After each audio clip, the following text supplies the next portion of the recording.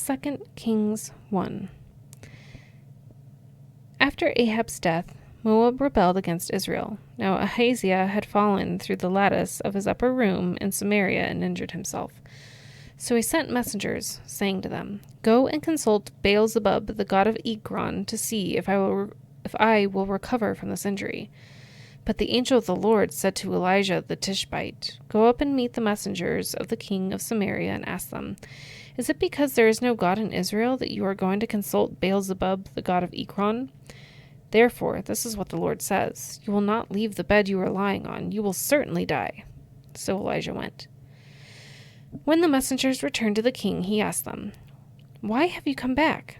"A man came to meet us," they replied, "and he said to us, 'Go back to the king who sent you and tell him, this is what the Lord says. It is because there is no God in Israel that you are sending messengers to consult Baal-zebub, the god of Ekron.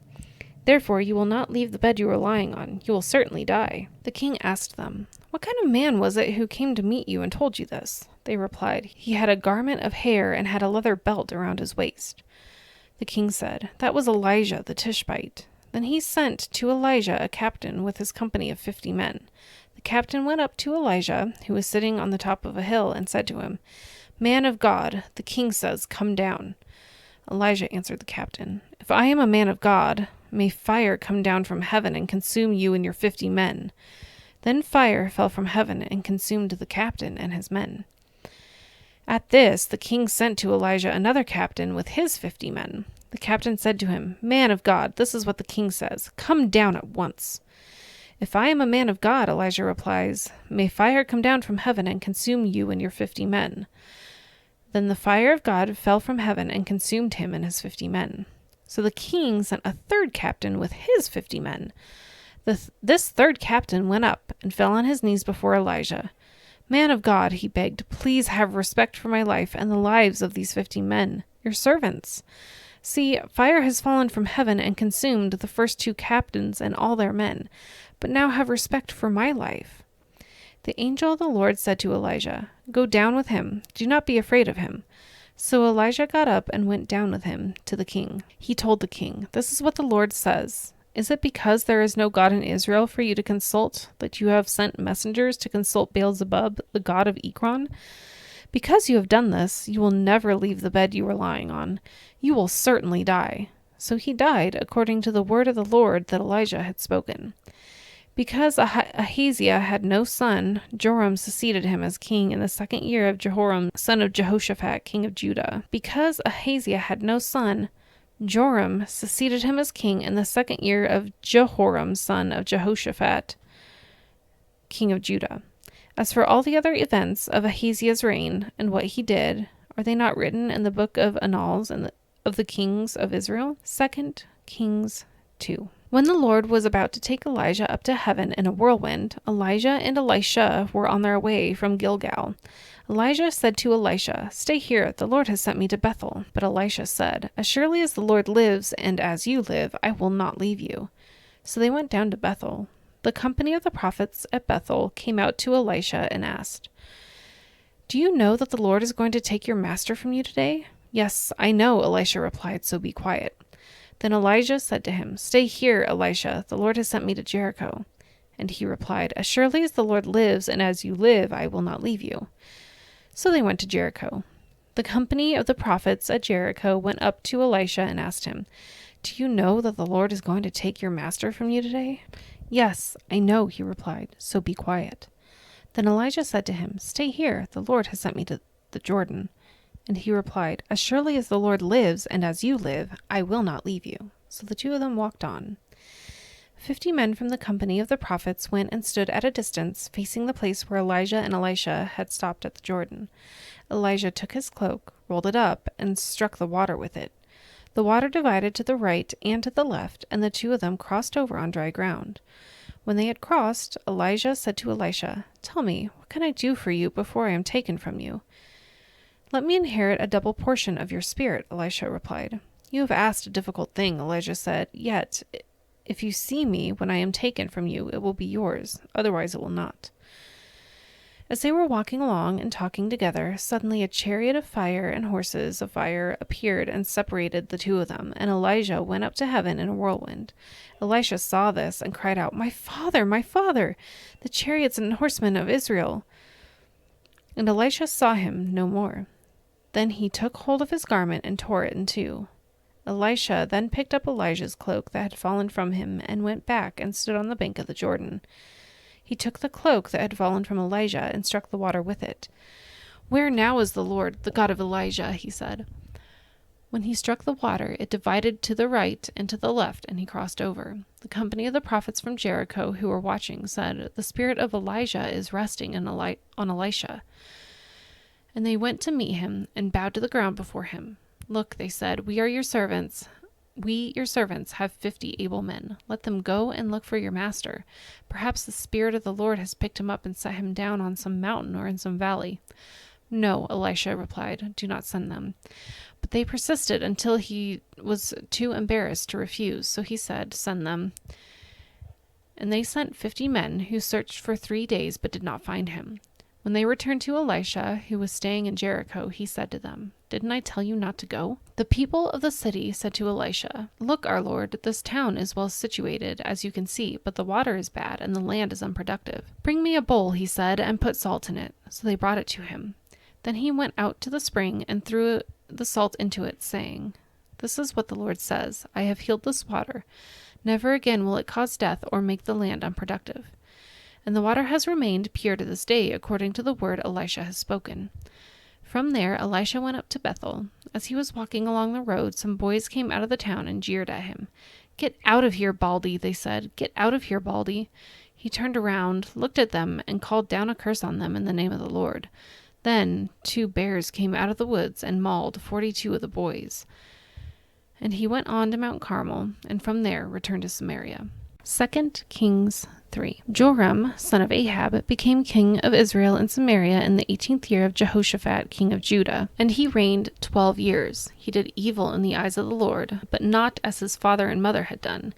He got rid of the sacred stone of Baal that his father had made. Nevertheless, he clung to the sins of Jeroboam, son of Nebat, which he had caused Israel to commit. He did not turn away from them. Now Mesha, king of Moab, raised sheep, and he had to pay the king of Israel a tribute of 100,000 lambs and the wool of 100,000 rams. But after Ahab died, the king of Moab rebelled against the king of Israel. So at that time, King Joram sent out from Samaria and mobilized all Israel. He also sent this message to Jehoshaphat, king of Judah. The king of Moab has rebelled against me. Will you go with me to fight against Moab? I will go with you, he replied. I am as you are, my people as your people, my horses as your horses. By what route shall we attack? He asked. Through the desert of Edom, he answered. So the king of Israel set out with the king of Judah and the king of Edom. After a roundabout march of 7 days, the army had no more water for themselves or for the animals with them. What? Exclaimed the king of Israel. Has the Lord called us 3 kings together only to deliver us into the hands of Moab? But Jehoshaphat asked, is there no prophet of the Lord here through whom we may inquire of the Lord? An officer of the king of Israel answered, Elisha, son of Shaphat, is here. He used to pour water on the hands of Elijah. Jehoshaphat said, the word of the Lord is with him. So the king of Israel and Jehoshaphat, the king of Edom, went down to him. Elisha said to the king of Israel, why do you want to involve me? Go to the prophets of your father and the prophets of your mother. No, the king of Israel answered, because it was the Lord who called us 3 kings together to deliver us into the hands of Moab. Elisha said, as surely as the Lord Almighty lives, whom I serve, if I did not have respect for the presence of Jehoshaphat, king of Judah, I would not pay attention to you. But now bring me a harpist. While the harpist was playing, the hand of the Lord came on Elisha, and he said, this is what the Lord says. I will fill this valley with pools of water, for this is what the Lord says. You will see neither wind nor rain, yet this valley will be filled with water, and you, your cattle, and your other animals will drink. This is an easy thing in the eyes of the Lord. He will also deliver Moab into your hands. You will overthrow every fortified city and every major town. You will cut down every good tree, stop up all the springs, and ruin every good field with stones.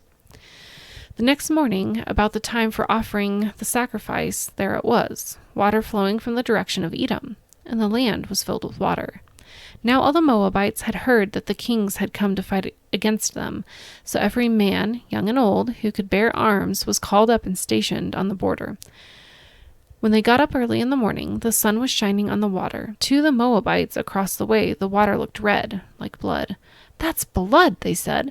"Those kings must have fought and slaughtered each other. Now to plunder, Moab." But when the Moabites came to the camp of Israel, the Israelites rose up and fought them until they fled.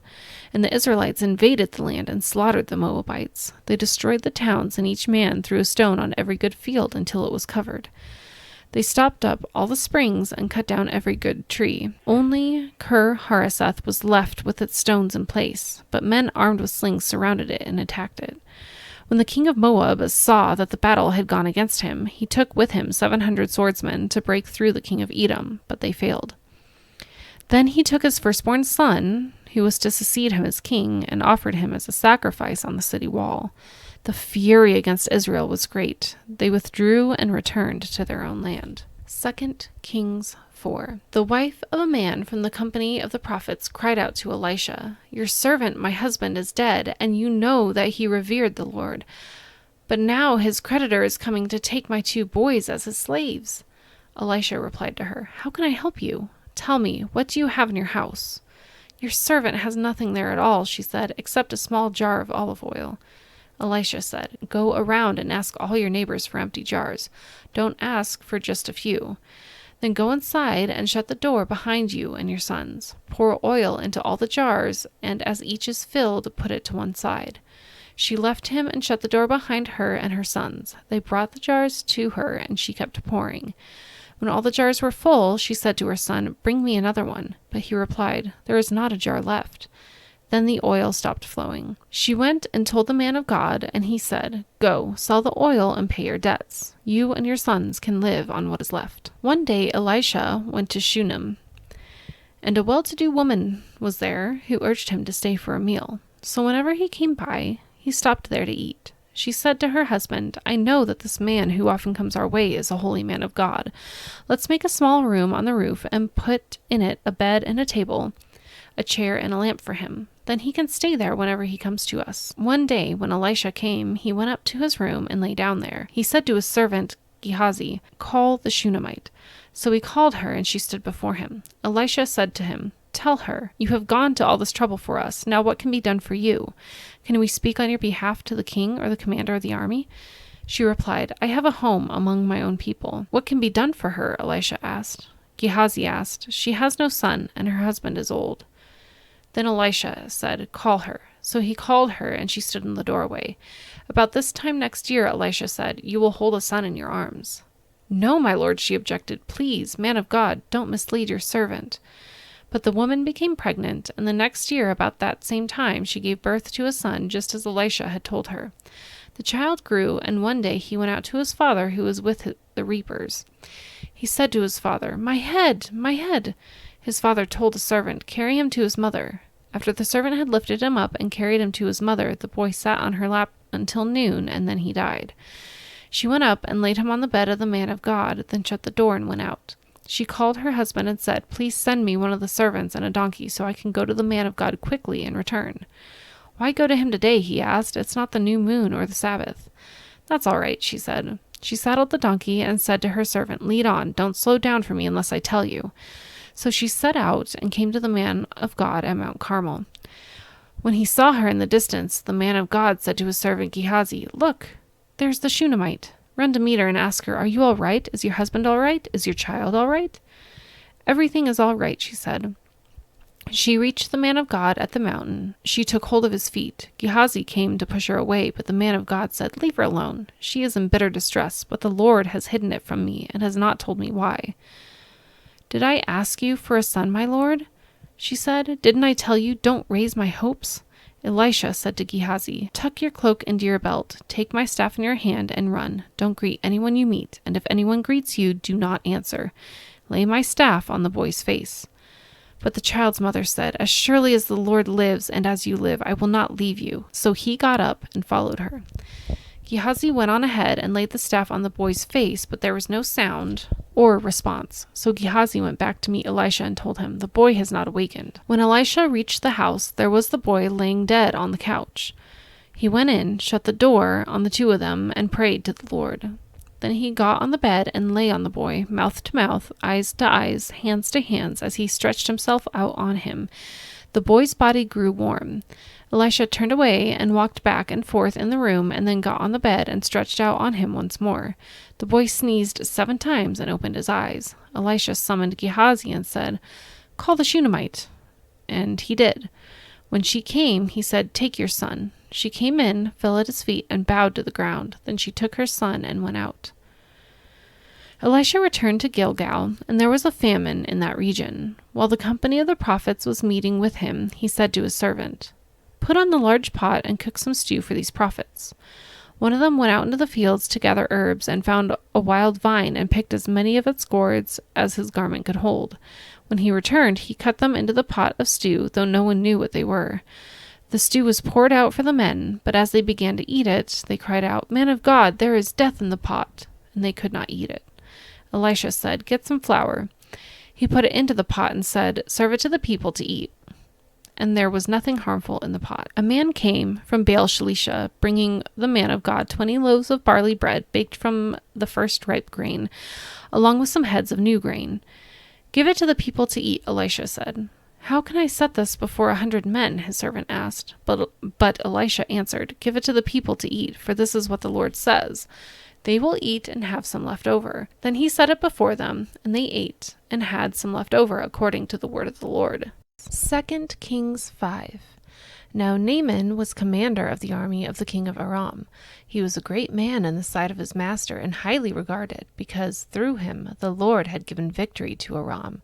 He was a vigilant soldier, but he had leprosy.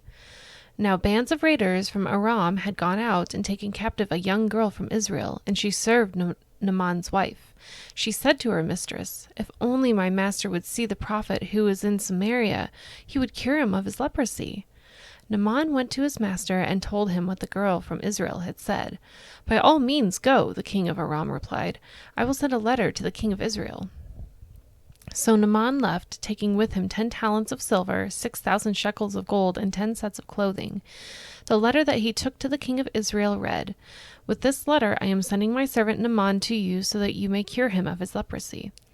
As soon as the king of Israel read the letter, he tore his robes and said, "Am I God?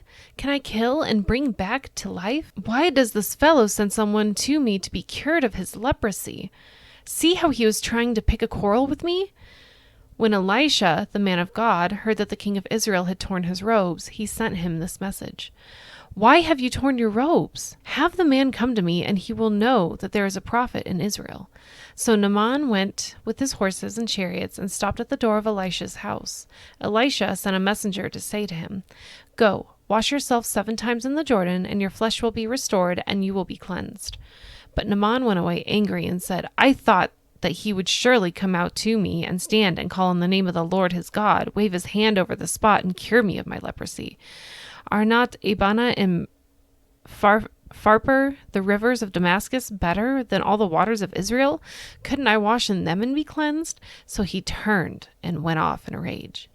Naaman's servants went to him and said, "My father, if the prophet had told you to do some great thing, would you not have done it? How much more then when he tells you, 'Wash and be cleansed'?"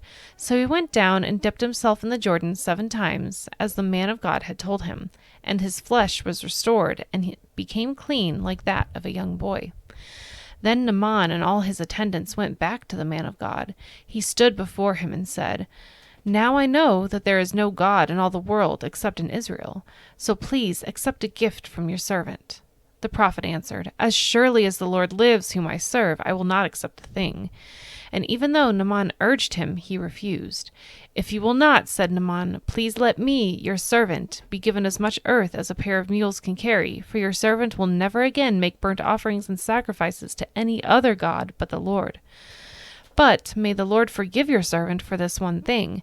When my master enters the temple of Rimmon to bow down, and he is leaning on my arm, and I have to bow there also, when I bow down in the temple of Rimmon, may the Lord forgive your servant for this." Go in peace, Elisha said. After Naaman had traveled some distance, Gehazi, the servant of Elisha, the man of God, said to himself, My master was too easy on Naaman, this Aramean, by not accepting from him what he brought. As surely as the Lord lives, I will run after him and get something from him. So Gehazi hurried after Naaman.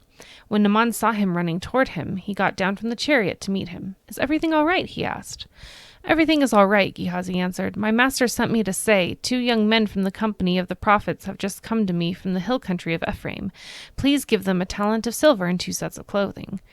By all means, take 2 talents, said Naaman. He urged Gehazi to accept them, and then he tied up the 2 talents of silver in 2 bags with 2 sets of clothing. He gave them to 2 of his servants, and they carried them ahead of Gehazi. When Gehazi came to the hill, he took the things from the servants and put them away in the house. He sent the men away, and they left. When he went in and stood before his master, Elisha asked him, Where have you been, Gehazi? Your servant didn't go anywhere, Gehazi answered. But Elisha said to him, Was not my spirit with you when the man got down from his chariot to meet you? Is this the time to take money or to accept clothes or olive groves and vineyards or flocks and herds or male and female slaves? Naaman's leprosy will cling to you and to your descendants forever. Then Gehazi went from Elisha's presence, and his skin was leprous. It had become as white as snow. The company of the prophets said to Elisha, Look, this place where we meet with you is too small for us. Let us go to the Jordan, where each of us can get a pole, and let us build a place there for us to meet. And he said, Go. Then one of them said, Won't you please come with your servants? I will, Elisha replied, and he went with them. They went to the Jordan and began to cut down trees. As one of them was cutting down a tree, the iron axe head fell into the water. Oh no, my lord, he cried out, it was borrowed. The man of God asked, Where did it fall? Then he showed them the place. Elisha cut a stick and threw it there, and made the iron float. Lift it out, he said. Then the man reached out his hand and took it. Now the king of Aram was at war with Israel. After conferring with his officers, he said, I will set up my camp in such and such a place. The man of God sent word to the king of Israel, Beware of passing that place, because the Arameans are going down there. So the king of Israel checked on the place indicated by the man of God. Time and again, Elisha warned the king so that he was on his guard in such places. This enraged the king of Aram. He summoned his officers and demanded of them, Tell me, which of us is on the side of the king of Israel? None of us, my lord the king, said one of his officers. But Elisha, the prophet who is in Israel, tells the king of Israel the very words you speak in your bedroom. Go, find out where he is, the king ordered, so I can send men and capture him. The report came back. He is in Dothan. Then he sent horses and chariots and a strong force there. They went by night and surrounded the city. When the servant of the man of God got up and went out early the next morning, an army with horses and chariots had surrounded the city. Oh no, my lord, what shall we do? The servant asked. Don't be afraid, the prophet answered. Those who are with us are more than those who are with them. And Elisha prayed, Open his eyes, Lord, so that he may see. Then the Lord opened the servant's eyes, and he looked and saw the hills full of horses and chariots of fire all around Elisha. As the enemy came down toward him, Elisha prayed to the Lord, Strike this army with blindness. So he struck them with blindness, and as Elisha had asked. Elisha told them, This is not the road, and this is not the city. Follow me, and I will lead you to the man you are looking for. And he led them to Samaria. After they entered the city, Elisha said, Lord, open the eyes of these men so they can see. Then the Lord opened their eyes, and they looked, and there they were inside Samaria. When the king of Israel saw them, he asked Elisha, Shall I kill them, my father? Shall I kill them? Do not kill them, he answered. Would you kill those you have captured with your own sword or bow? Set food and water before them, so that they may eat and drink and then go back to their master. So he prepared a great feast for them, and after they had finished eating and drinking, he sent them away, and they returned to their master. So the bands from Aram stopped raiding Israel's territory. Sometime later, Ben-Hadad, king of Aram, mobilized his entire army and marched up and laid siege to Samaria. There was a great famine in the city. The siege lasted so long that a donkey's head sold for 80 shekels of silver and a quarter of a cab of seed pods for 5 shekels. As the king of Israel was passing by on the wall, a woman cried to him, Help me, my lord the king. The king replied, If the Lord does not help you, where can I get help for you? From the threshing floor? From the winepress? Then he asked her, What's the matter? She answered, "This woman said to me, 'Give up your son so we may eat him today, and tomorrow we'll eat my son.' So we cooked my son and ate him. The next day I said to her, 'Give up your son so we may eat him,' but she had hidden him." When the king heard the woman's words, he tore his robes. As he went along the wall, the people looked, and they saw that under his robes he had sackcloth on his body. He said, "May God deal with me, be it ever so severely, if the head of Elisha, son of Shaphat, remains on his shoulders today." Now Elisha was sitting in his house, and the elders were sitting with him. The king sent a messenger ahead, but before he arrived, Elisha said to the elders, "Don't you see how this murderer is sending someone to cut off my head? Look, when the messenger comes, shut the door and hold it shut against him. Is not the sound of his master's footsteps behind him?" While he was still talking to them, the messenger came down to him. The king said, "This disaster is from the Lord. Why should I wait for the Lord any longer?" 2 Kings 7. Elisha replied, "Hear the word of the Lord. This is what the Lord says. About this time tomorrow, a seah of the finest flour will sell for a shekel, and 2 seahs of barley for a shekel at the gate of Samaria." The officer on whose arm the king was leaning said to the man of God, "Look, even if the Lord should open the floodgates of heavens, could this happen?" "You will see it with your own eyes," answered Elisha, "but you will not eat any of it." Now there were 4 men with leprosy at the entrance of the city gate. They said to each other, "Why stay here until we die? If we say we'll go into the city, the famine is there and we will die. And if we stay here, we will die. So let's go over to the camp of the Arameans and surrender. If they spare us, we live. If they kill us, then we die." At dusk, they got up and went to the camp of the Arameans. When they reached the edge of the camp, no one was there, for the Lord had caused the Arameans to hear the sound of chariots and horses and a great army, so that they said to one another, "Look, the king of Israel has hired the Hittite and Egyptian kings to attack us." So they got up and fled in the dusk and abandoned their tents and their horses and donkeys. They left the camp as it was and ran for their lives. The men who had leprosy reached the edge of the camp, entered one of the tents, and ate and drank. Then they took the silver, gold, and clothes and went off and hid them. They returned and entered another tent and took some things from it and hid them also. Then they said to each other, "What we're doing is not right. This is a day of good news, and we are keeping it to ourselves. If we wait until daylight, punishment will overtake us. Let's go at once and report this to the royal palace." So they went and called out to the city gatekeepers and told them, "We went into the Aramean camp and no one was there, not a sound of anyone, only tethered horses and donkeys, and the tents left just as they were." The gatekeepers shouted the news, and it was reported within the palace. The king got up in the night and said to his officers, "I will tell you what the Arameans have done to us. They know we are starving, so they have left the camp to hide in the countryside, thinking they will surely come out, and then we will take them alive and get into the city." One of his officers answered, "Have some men take 5 of the horses that are left in the city. Their plight will be like that of all the Israelites left here. Yes, they will only be like all these Israelites who are doomed. So let us send them to find out what happened." So they selected 2 chariots with their horses, and the king sent them after the Aramean army. He commanded the drivers, "Go and find out what has happened." They followed them as far as the Jordan, and they found the whole road strewn with clothing and equipment the Arameans had thrown away in their headlong flight. So the messengers returned and reported to the king. Then the people went out and plundered the camp of the Arameans. So a seah of the finest flour sold for a shekel, and 2 seahs of barley sold for a shekel, and as the Lord had said. Now the king had put the officer on whose arm he leaned in charge of the gate, and the people trampled him in the gateway, and he died, just as the man of God had foretold when the king came down to his house. It happened as the man of God had said to the king, "About this time tomorrow, a seah of the finest flour will sell for a shekel, and 2 seahs of barley for a shekel at the gate of Samaria." The officer had said to the man of God, "Look, even if the Lord should open the floodgates of heavens, could this happen?"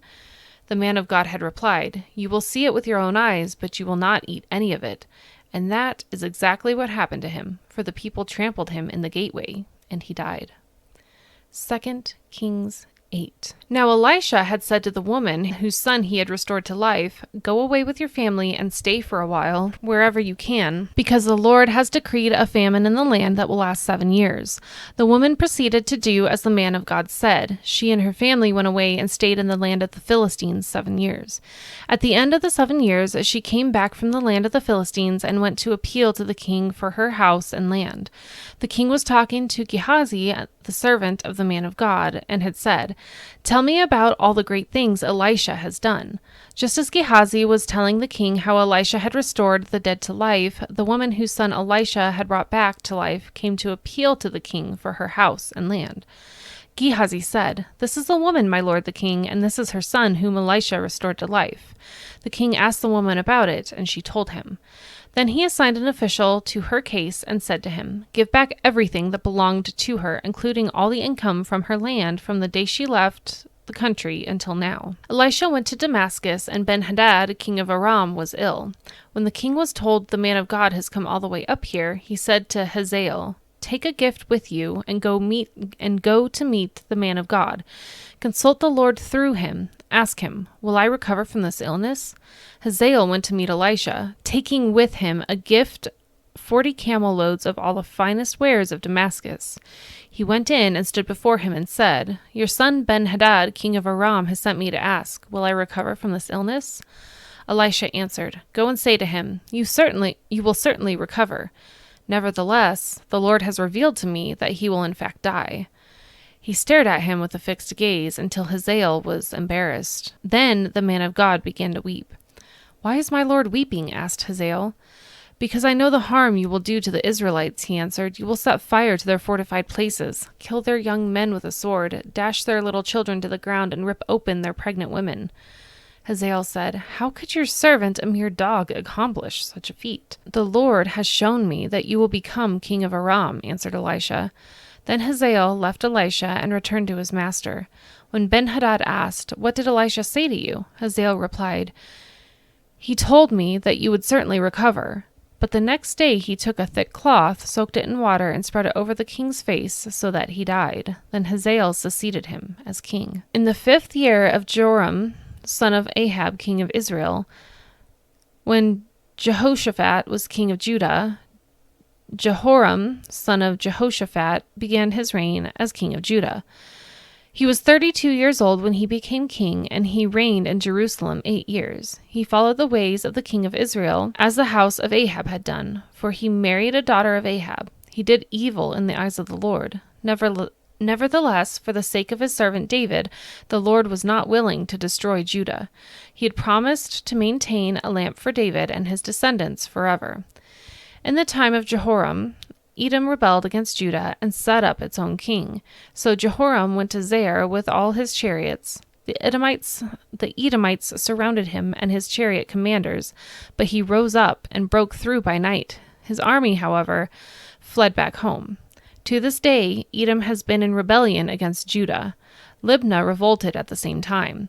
As for the other events of Jehoram's reign and all he did, are they not written in the book of the annals of the kings of Judah?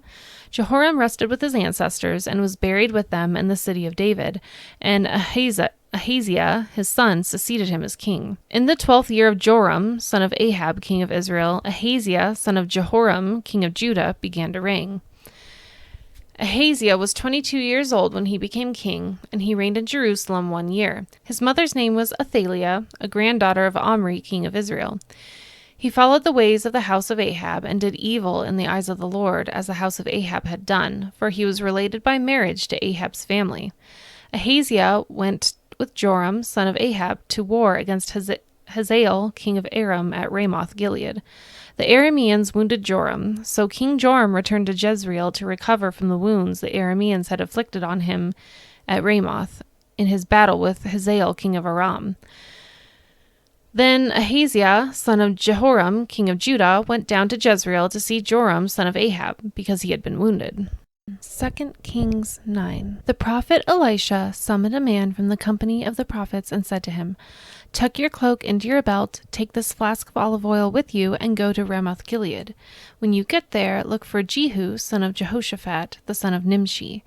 Go to him, get him away from his companions, and take him into an inner room. Then take the flask and pour the oil on his head and declare, 'This is what the Lord says. I anoint you king over Israel.' Then open the door and run. Don't delay."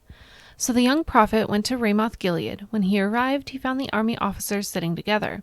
"I have a message for you, commander," he said. "For which of us?" asked Jehu. "For you, commander," he replied. Jehu got up and went into the house. Then the prophet poured the oil on Jehu's head and declared, "This is what the Lord, the God of Israel, says. I anoint you king over the Lord's people Israel. You are to destroy the house of Ahab, your master, and I will avenge the blood of my servants, the prophets, and the blood of all the Lord's servants shed by Jezebel. The whole house of Ahab will perish. I will cut off from Ahab every last male in Israel, slave or free. I will make the house of Ahab like the house of Jeroboam, son of Nebat, and like the house of Baasha, son of Ahijah. As for Jezebel, dogs will devour her on the plot of ground at Jezreel, and no one will bury her." Then he opened the door and ran. When Jehu went out to his fellow officers, one of them asked him, "Is everything all right? Why did this maniac come to you?" "You know the man and the sort of things he says," Jehu replies. "That's not true," they said. "Tell us." Jehu said, "Here's what he told me. This is what the Lord says. I anoint you king over Israel." They quickly took their cloaks and spread them under him on the bare steps. Then they blew the trumpet and shouted, "Jehu is king!" So Jehu, son of Jehoshaphat, the son of Nimshi, conspired against Joram. Now Joram and all Israel had been defending Ramoth-Gilead against Hazael, king of Aram. But King Joram had returned to Jezreel to recover from the wounds the Arameans had inflicted on him in the battle with Hazael, king of Aram. Jehu said, "If you desire to make me king, don't let anyone slip out of the city to go and tell the news in Jezreel." Then he got into his chariot and rode to Jezreel, because Joram was resting there, and Ahaziah, king of Judah, had gone down to see him. When the lookout standing on the tower in Jezreel saw Jehu's troops approaching, he called out, "I see some troops coming." "Get a horseman," Joram answered. "Send him to meet them and ask, 'Do you come in peace?'" The horseman rode off to meet Jehu and said, "This is what the king says. Do you come in peace?" "What do you have to do with peace?" Jehu replied. "Fall in behind me." The lookout reported, "The messenger has reached them, but he isn't coming back." So the king sent out a second horseman. When he came to them, he said, "This is what the king says. Do you come in peace?" Jehu replied, "What do you have to do with peace? Fall in behind me." The lookout reported, "He has reached them, but isn't coming back either. The driving is like that of Jehu, son of Nimshi. He drives like a maniac." "Hitch up my chariot," Joram ordered. And when it was hitched up, Joram, king of Israel, and Ahaziah, king of Judah, rode out, each in his own chariot, to meet Jehu. They met him at the plot of ground that had belonged to Naboth the Jezreelite. When Joram saw Jehu, he asked, "Have you come in peace, Jehu?" "How can there be peace," Jehu replied, "as long as all the idolatry and witchcraft of your mother Jezebel is around?" Joram turned about and fled, calling out to Ahaziah, "Treachery, Ahaziah!" Then Jehu drew his bow and shot Joram between the shoulders. The arrow pierced his heart, and he slumped down in his chariot.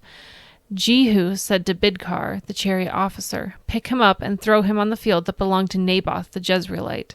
Remember how you and I were riding together in chariots behind Ahab, his father, when the Lord spoke this prophecy against him. Yesterday I saw the blood of Naboth and the blood of his sons, declares the Lord, and I will surely make you pay for it on this plot of ground, declares the Lord. Now then, pick him up and throw him on that plot in accordance with the word of the Lord." When Ahaziah, king of Judah, saw what had happened, he fled up the road to Beth-Hagen. Jehu chased him, shouting, "Kill him too!" They wounded him in his chariot on the way up to Gur near Ibleam, but he escaped to Megiddo, and he died there. His servants took him by chariot to Jerusalem and buried him with his ancestors in his tomb in the city of David. In the 11th year of Joram, son of Ahab, Ahaziah had become king of Judah. Then Jehu went to Jezreel. When Jezebel heard about it, she put on eye makeup, arranged her hair, and looked out of a window. As Jehu entered the gate, she asked, "Have you come in peace, you Zimri, you murderer of your master?" He looked up at the window and called out, "Who is on my side? Who?" 2 or 3 eunuchs looked down at him. "Throw her down," Jehu said. So they threw her down, and some of her blood spattered on the wall and the horses as they trampled her underfoot.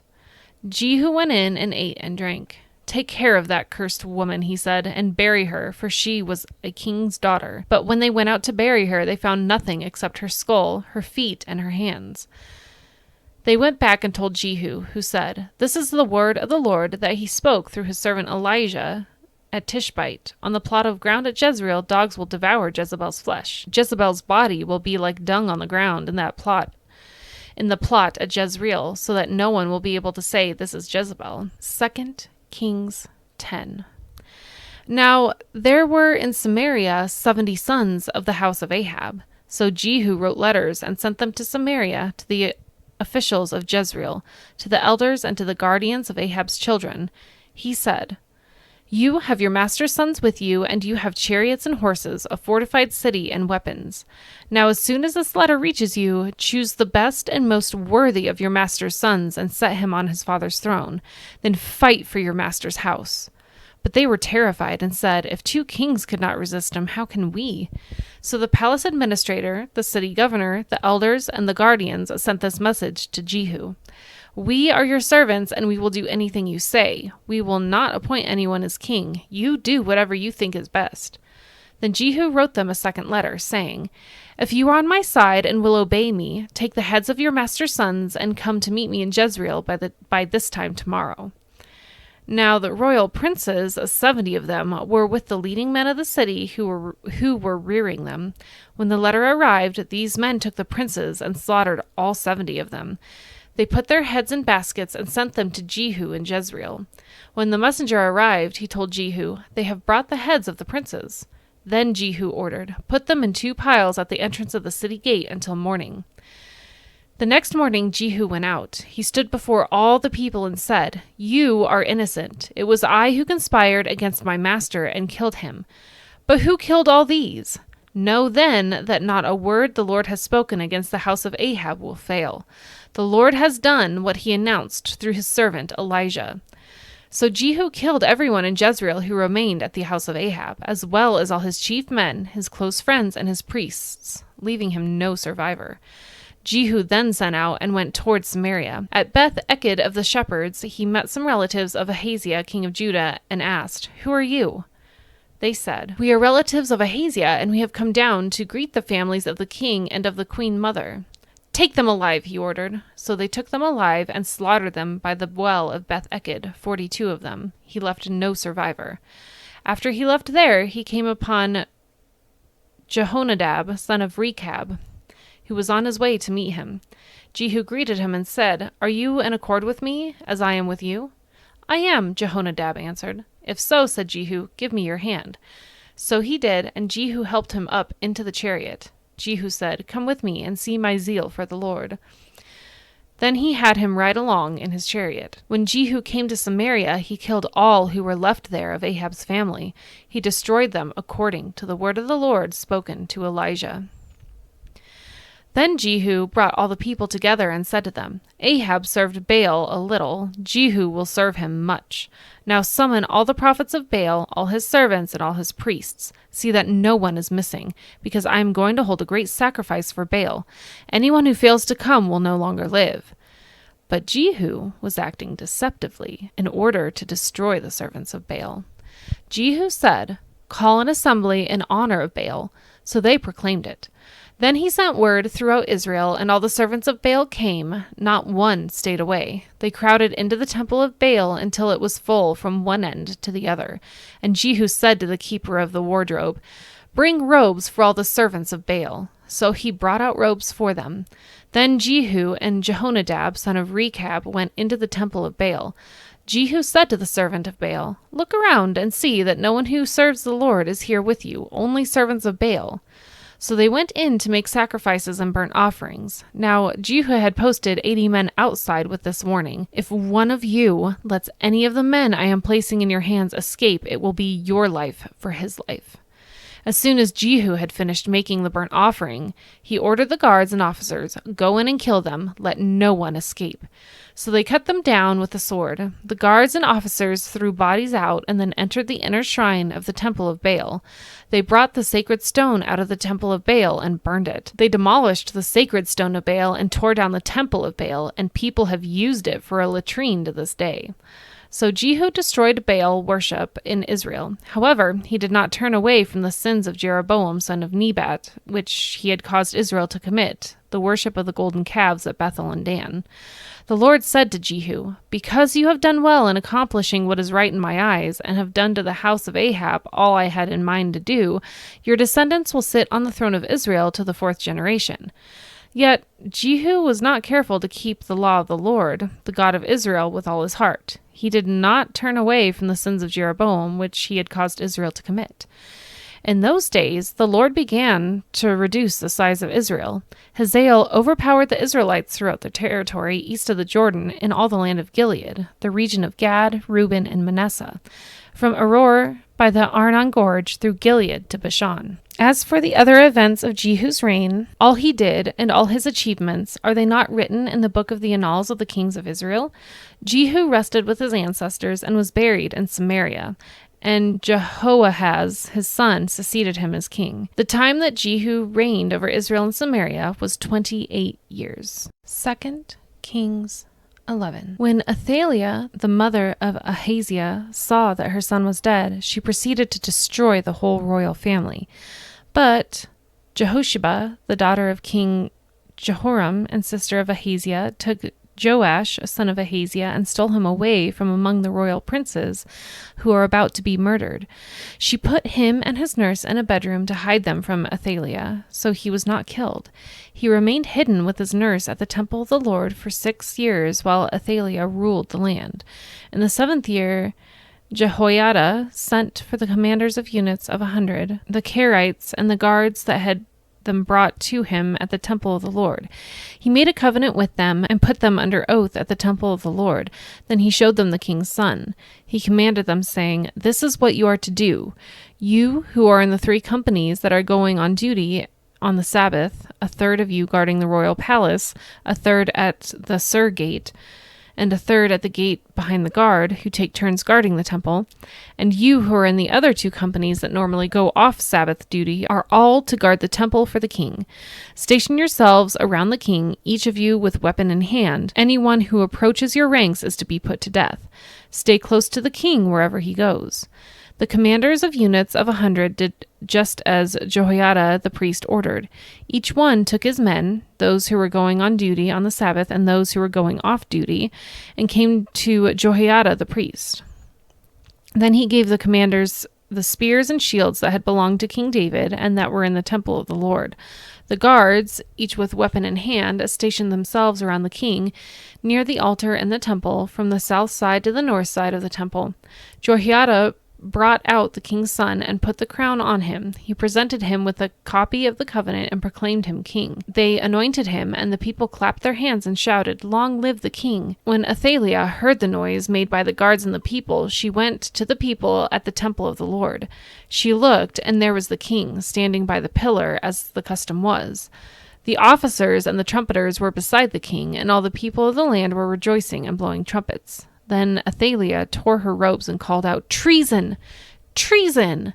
Jehoiada the priest ordered the commanders of units of 100 who were in charge of the troops, "Bring her out between the ranks, and put to the sword anyone who follows her."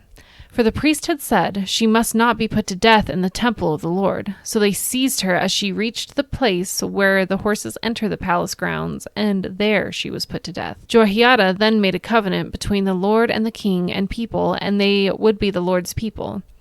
He also made a covenant between the king and the people. All the people of the land went to the temple of Baal and tore it down. They smashed the altars and idols to pieces and killed Mattan, the priest of Baal, in front of the altars. Then Jehoiada the priest posted guards at the temple of the Lord. He took with him the commanders of hundreds, the Kerites, the guards, and all the people of the land, and together they brought the king down from the temple of the Lord and went into the palace, entering by way of the gate of the guards. The king then took his place on the royal throne. All the people of the land rejoiced, and the city was calm, because Athaliah had been slain with the sword at the palace. Joash was 7 years old when he began to reign. 2 Kings 12. In the 7th year of Jehu, Joash became king, and he reigned in Jerusalem 40 years. His mother's name was Zibiah. She was from Beersheba. Joash did what was right in the eyes of the Lord all the years Jehoiada the priest instructed him. The high places, however, were not removed. The people continued to offer sacrifices and burn incense there. Joash said to the priests, "Collect all the money that is brought as sacred offerings to the temple of the Lord. The money collected in the census, the money received from personal vows, and the money brought voluntarily to the temple. Let every priest receive the money from one of the treasurers, then use it to repair whatever damage is found in the temple. But by the 23rd year of King Joash, the priests still had not repaired the temple. Therefore, King Joash summoned Jehoiada the priest and the other priests and asked them, "Why aren't you repairing the damage done to the temple? Take no more money from your treasurers, but hand it over for repairing the temple." The priests agreed that they would not collect any more money from the people and that they would not repair the temple themselves. Jehoiada the priest took a chest and bored a hole in its lid. He placed it beside the altar on the right side as one enters the temple of the Lord. The priests who guarded the entrance put into the chest all the money that was brought to the temple of the Lord. Whenever they saw that there was a large amount of money in the chest, the royal secretary and the high priest came, counted the money that had been brought into the temple of the Lord, and put it into bags. When the amount had been determined, they gave the money to the men appointed to supervise the work on the temple. With it, they paid those who worked on the temple of the Lord, the carpenters and the builders, the masons and stonecutters. They purchased timbers and blocks of dressed stone for the repair of the temple of the Lord, and met all the other expenses of restoring the temple.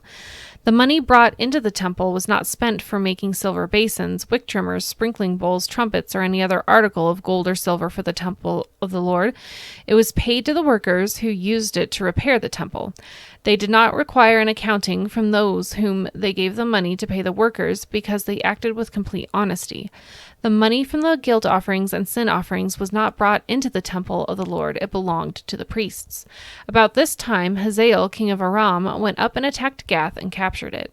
Then he turned to attack Jerusalem. But Joash, king of Judah, took all the sacred objects dedicated by his predecessors, Jehoshaphat, Jehoram, and Ahaziah, the kings of Judah, and the gifts he himself had dedicated, and all the gold found in the treasuries of the temple of the Lord, and all the royal palace, and he sent them to Hazael, king of Aram, who then withdrew from Jerusalem. As for the other events of the reign of Joash and all he did, are they not written in the book of the annals of the kings of Judah? His officials conspired against him and assassinated him at Beth Millo on the road down to Silla. The officials who murdered him were Jozabad, son of Shimeath, and Jehozabad, son of Shomer. He died and was buried with his ancestors in the city of David. Amaziah, his son, succeeded him as king. 2 Kings 13. In the 23rd year of Joash, son of Ahaziah, king of Judah, Jehoahaz, son of Jehu, became king of Israel in Samaria, and he reigned 17 years. He did evil in the eyes of the Lord by following the sins of Jeroboam, son of Nebat, which he caused Israel to commit, and he did not turn away from them. So the Lord's anger burned against Israel, and for a long time he kept them under the power of Hazael, king of Aram, and Ben-Hadad, his son. Then Jehoahaz sought the Lord's favor, and the Lord listened to him, for he saw how severely the king of Aram was oppressing Israel. The Lord provided a deliverer for Israel, and they escaped from the power of Aram. So the Israelites lived in their own homes as they had before, but they did not turn away from the sins of the house of Jeroboam, which he had caused Israel to commit. They continued in them. Also, the Asherah pole remained standing in Samaria. Nothing had been left of the army of Jehoahaz except 50 horsemen, 10 chariots, and 10,000 foot soldiers, for the king of Aram had destroyed the rest and made them like the dust at threshing time. As for the other events of the reign of Jehoahaz, all he did and his achievements, are they not written in the book of the annals of the king of Israel? Jehoahaz rested with his ancestors and was buried in Samaria. Jehoash, his son, succeeded him as king. In the 37th year of Joash, king of Judah, Jehoash, son of Jehoahaz, became king of Israel in Samaria, and he reigned 16 years. He did evil in the eyes of the Lord, and did not turn away from any of the sins of Jeroboam, son of Nebat, which he had caused Israel to commit. He continued in them. As for the other events of the reign of Jehoash, all he did and his achievements, including his war against Amaziah, king of Judah, are they not written in the book of the annals of the kings of Israel? Jehoash rested with his ancestors, and Jeroboam succeeded him on the throne. Jehoash was buried in Samaria with the kings of Israel. Now Elisha had been suffering from the illness from which he died. Jehoash, king of Israel, went down to see him and wept over him. My father, he cried, the chariots and horsemen of Israel. Elisha said, Get a bow and some arrows. And he did so. "Take the bow in your hand," he said to the king of Israel. When he had taken it, Elisha put his hands on the king's hands. "Open the east window," he said, and he opened it. "Shoot," Elisha said, and he shot. "The Lord's arrow of victory, the arrow of victory over Aram," Elisha declared. "You will completely destroy the Arameans at Aphek." Then he said, "Take the arrows," and the king took them. Elisha told him, "Strike the ground." He struck it 3 times and stopped. The man of God was angry with him and said, "You should have struck the ground 5 or 6 times. Then you would have defeated Aram and completely destroyed it. But now you will defeat it only 3 times. Elisha died and was buried. Now Moabite raiders used to enter the country every spring. Once, while some Israelites were burying a man, suddenly they saw a band of raiders, so they threw the man's body into Elisha's tomb. When the body touched Elisha's bones, the man came to life and stood up on his feet. Hazael, king of Aram, oppressed Israel throughout the reign of Jehoahaz. But the Lord was gracious to them and had compassion and showed concern for them because of his covenant with Abraham, Isaac, and Jacob. To this day, he has been unwilling to destroy them or banish them from his presence. Hazael, king of Aram, died, and Ben-Hadad, his son, succeeded him as king. Then Jehoash, son of Jehoahaz, recaptured from Ben-Hadad, son of Hazael, the towns he had taken in battle from his father Jehoahaz. 3 times Jehoash defeated him, and so he recovered the Israelite towns. 2 Kings 14. In the 2nd year of Jehoash, son of Jehoahaz, king of Israel, Amaziah, son of Joash, king of Judah, began to reign. He was 25 years old when he became king, and he reigned in Jerusalem 29 years. His mother's name was Jehoaddan. She was from Jerusalem. He did what was right in the eyes of the Lord, but not as his father David had done. In everything he followed the example of his father Joash. The high places, however, were not removed. The people continued to offer sacrifices and burn incense there. After the kingdom was firmly in his grasp, he executed the officials who had murdered his father the king. Yet he did not put the children of the assassins to death in accordance with what is written in the book of the law of Moses, where the Lord commanded, "Parents are not to be put to death for their children, nor children put to death for their parents. Each will die for their own sin." He was the one who defeated 10,000 Edomites in the Valley of Salt and captured Selah in battle, calling it Joktheel, the name it has to this day. Then Amaziah that sent messengers to Jehoash, son of Jehoahaz, the son of Jehu, king of Israel, with the challenge, "Come, let us face each other in battle." But Jehoash, king of Israel, replied to Amaziah, king of Judah, "A thistle in Lebanon sent a message to a cedar in Lebanon, 'Give your daughter to my son in marriage.' Then a wild beast in Lebanon came along and trampled the thistle underfoot. You have indeed defeated Edom, and now you are arrogant. Glory in your victory, but stay at home. Why ask for trouble and cause your own downfall, and that of Judah also?" Amaziah, however, would not listen, so Jehoash, king of Israel, attacked. He and Amaziah, king of Judah, faced each other at Beth Shemesh in Judah. Judah was routed by Israel, and every man fled to his home.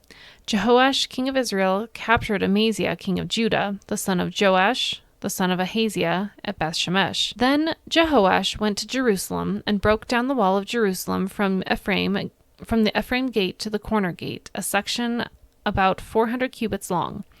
He took all the gold and silver and all the articles found in the temple of the Lord and in the treasuries of the royal palace. He also took hostages and returned to Samaria. As for the other events of the reign of Jehoash, what he did and his achievements, including his war against Amaziah, king of Judah, are they not written in the book of the annals of the kings of Israel? Jehoash rested with his ancestors and was buried in Samaria with the kings of Israel. Jeroboam, his son, succeeded him as king.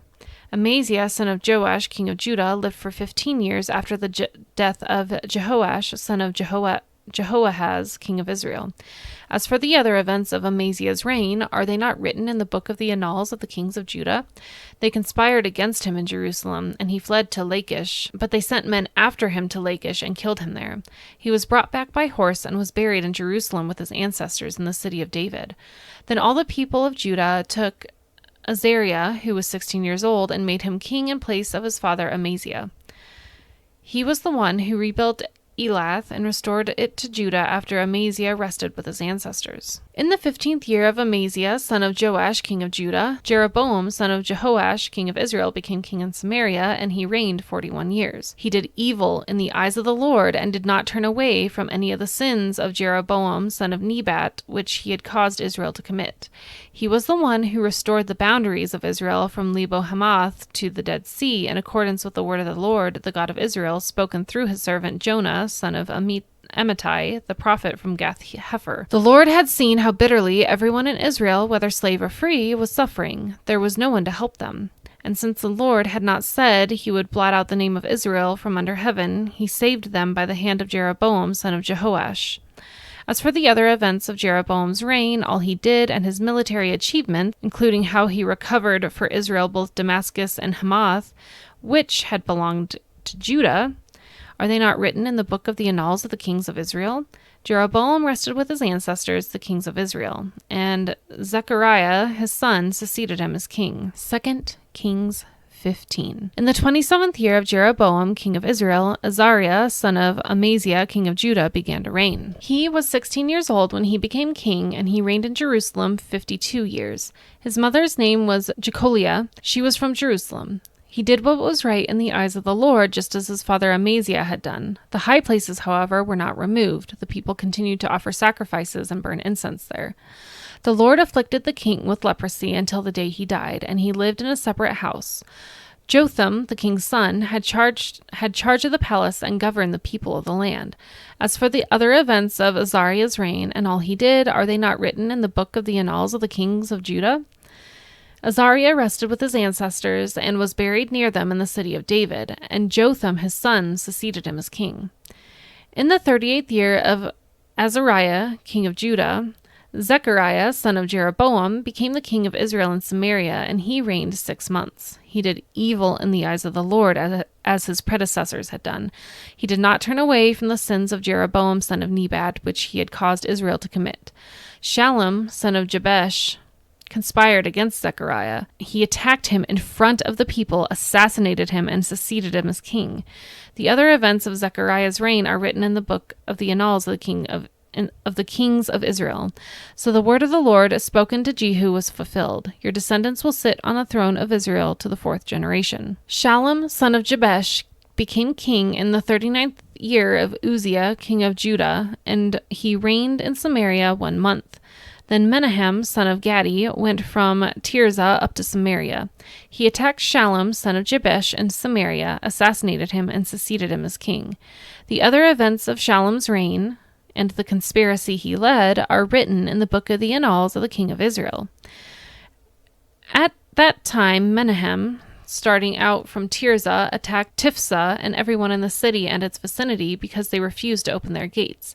He sacked Tifsah and ripped open all the pregnant women. In the 39th year of Azariah, king of Judah, Menahem, son of Gadi, became king of Israel, and he reigned in Samaria 10 years. He did evil in the eyes of the Lord. During the entire reign, he did not turn away from the sins of Jeroboam, son of Nebat, which he had caused Israel to commit. Then Pul, king of Assyria, invaded the land, and Menahem gave him 1,000 talents of silver to gain his support and strengthen his own hold on the kingdom. Menahem exacted his money from Israel. Every wealthy person had to contribute 50 shekels of silver to be given to the king of Assyria. So the king of Assyria withdrew and stayed in the land no longer. As for the other events of Menahem's reign and all he did, are they not written in the book of the annals of the kings of Israel? Menahem rested with his ancestors, and Pekahiah his son succeeded him as king. In the 50th year of Azariah, king of Judah, Pekahiah, son of Menahem, became king of Israel in Samaria, and he reigned 2 years. Pekahiah did evil in the eyes of the Lord. He did not turn away from the sins of Jeroboam, son of Nebat, which he had caused Israel to commit. One of his chief officers, Pekah, son of Remaliah, conspired against him. Taking 50 men of Gilead with him, he assassinated Pekahiah, along with Argob and Ariah, in the citadel of the royal palace at Samaria. So Pekah killed Pekahiah and succeeded him as king. The other events of Pekahiah's reign and all he did are written in the book of the annals of the kings of Israel. In the 52nd year of Azariah, king of Judah, Pekah, son of Remaliah, became king of Israel and Samaria, and he reigned 20 years. He did evil in the eyes of the Lord. He did not turn away from the sins of Jeroboam, son of Nebat, which he had caused Israel to commit. In the time of Pekah, king of Israel, Tiglath-Pileser, king of Assyria, came and took Ijon, Abel-Beth-Makkah, Genoa, Kadesh, and Hazor. He took Gilead and Galilee, including all the land of Naphtali, and deported the people to Assyria. Then Hoshea, son of Elah, conspired against Pekah, son of Remaliah. He attacked and assassinated him, and then succeeded him as king in the 20th year of Jotham, son of Uzziah. As for the other events of Pekah's reign and all he did, are they not written in the books of the annals of the kings of Israel? In the 2nd year of Pekah, son of Remaliah, king of Israel, Jotham, son of Uzziah, king of Judah, began to reign. He was 25 years old when he became king, and he reigned in Jerusalem 16 years. His mother's name was Jerusha, daughter of Zadok. He did what was right in the eyes of the Lord, just as his father Uzziah had done. The high places, however, were not removed. The people continued to offer sacrifices and burn incense there. Jotham rebuilt the upper gate of the temple of the Lord. As for the other events of Jotham's reign and what he did, are they not written in the books of the annals of the kings of Judah? In those days, the Lord began to send Rezin, king of Aram, and Pekah, son of Remaliah, against Judah. Jotham rested with his ancestors and was buried with them in the city of David, the city of his father, and Ahaz, his son, succeeded him as king. 2 Kings 16. In the 17th year of Pekah, son of Remaliah, Ahaz, son of Jotham, king of Judah, began to reign.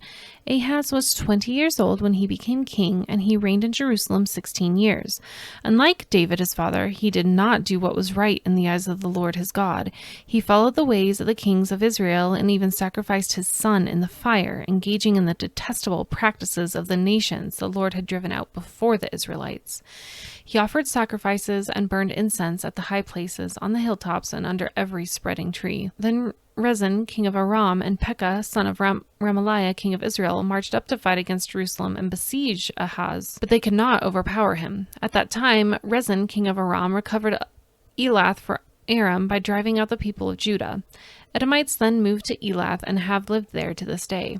Ahaz sent messengers to say to Tiglath-Pileser, king of Assyria, I am your servant and vassal. Come up and save me out of the hand of the king of Aram and the king of Israel who are attacking me. And Ahaz took the silver and gold found in the temple of the Lord and in the treasuries of the royal palace and sent it as a gift to the king of Assyria. The king of Assyria complied by attacking Damascus and capturing it. He deported its inhabitants to Kir and put Rezin to death. Then King Ahaz went to Damascus to meet Tiglath-Pileser, king of Assyria. He saw an altar in Damascus and sent to Uriah the priest a sketch of the altar, which detailed plans for its construction. So Uriah the priest built an altar in accordance with all the plans that King Ahaz had sent from Damascus and finished it before King Ahaz returned. When the king came back from Damascus and saw the altar, he approached it and presented offerings on it.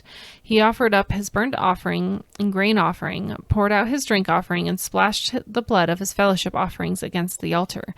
As for the bronze altar that stood before the Lord, he brought it from the front of the temple, from between the new altar and the temple of the Lord, and put it on the north side of the new altar. King Ahaz then gave these orders to Uriah the priest. On the large new altar offer the morning burnt offering and the evening grain offering, the king's burnt offering and his grain offering, and the burnt offering of all the people of the land and their grain offering and their drink offering. Splash against the altar the blood of all the burnt offering and sacrifices. But I will use the bronze altar for seeking guidance. And Uriah the priest did just as King Ahaz had ordered. King Ahaz cut off the side panels and removed the basins from the movable stands. He removed the sea from the bronze bowls that supported it and set it on a stone base. He took away the Sabbath canopy that had been built at the temple and removed the royal entryway outside the temple of the Lord in deference to the king of Assyria. As for the other events of the reign of Ahaz and what he did, are they not written in the book of the annals of the king of Judah? Ahaz rested with his ancestors and was buried with them in the city of David. And Hezekiah, his son, succeeded him as king. 2 Kings 17. In the 12th year of Ahaz, king of Judah, Hoshea, son of Elah, became king of Israel and Samaria, and he reigned 9 years. He did evil in the eyes of the Lord, but not like the kings of Israel who preceded him.